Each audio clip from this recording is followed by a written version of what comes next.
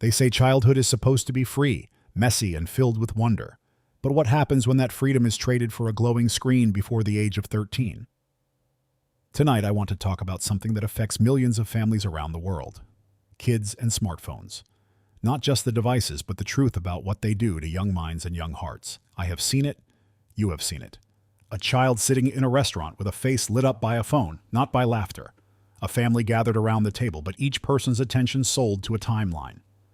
And what is most alarming is how early it starts. Some children get their first smartphones at 8, 9, 10, and we wonder why mental health challenges are spiking so fast. The science is clear.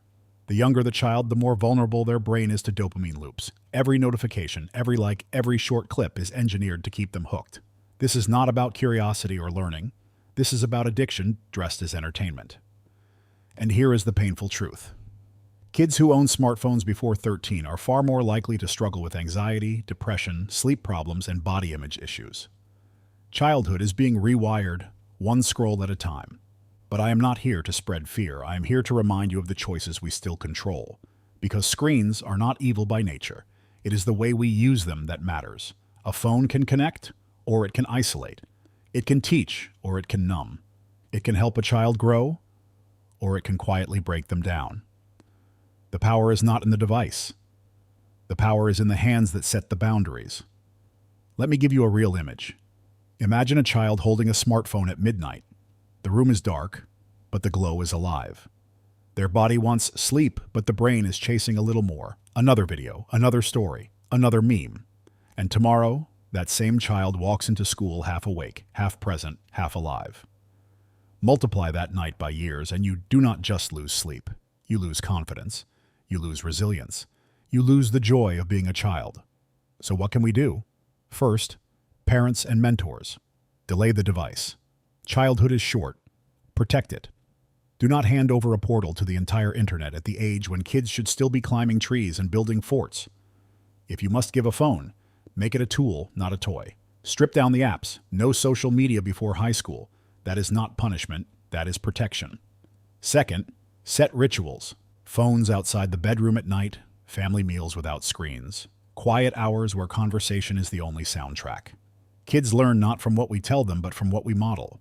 If you scroll through dinner, they will too. If you prioritize presence, they will follow. Third, remind your children of their worth outside of metrics. Likes do not love them. Followers do not define them. Their laughter, their creativity, their courage, their kindness, that is who they are. That is the score that matters. And for those already feeling trapped in the cycle, remember it is never too late to reset. You can always reclaim time. You can always rebuild balance. The phone in your hand is not stronger than your will. You can put it down. You can breathe. You can start again. This is why I made the album Screens Before Dreams. Because I believe music has the power to say what conversations often cannot. Each track is a mirror. Some are heavy, some are hopeful, but all point toward one truth. Dreams must come before screens. Childhood must come before algorithms. And presence must come before distraction. So here is my challenge to you. Look around tonight. Notice how often the phone interrupts the moment. Then ask yourself, what would this same moment feel like if we chose each other instead? If we talked eye to eye, if we laughed without cameras, if we remembered that memory is more powerful than memory cards. Screens can wait. Childhood cannot. Like, share, and tag someone who needs this reminder. Spread it wide, because this is not just about kids. It is about the kind of society we are building. A society where technology serves humanity, not the other way around. This is VJ Kumar with Meaningful Podcasts, reminding you that dreams before screens is not just a slogan. It is a decision. It is a daily practice. And it is a revolution we can start at home. Live with presence. Love with presence.